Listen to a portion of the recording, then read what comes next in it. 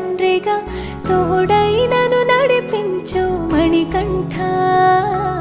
కష్టాలే తరిమినా కన్నీరే ముంచిన నీవే నాకు దిక్కు కదా అయ్యప్ప.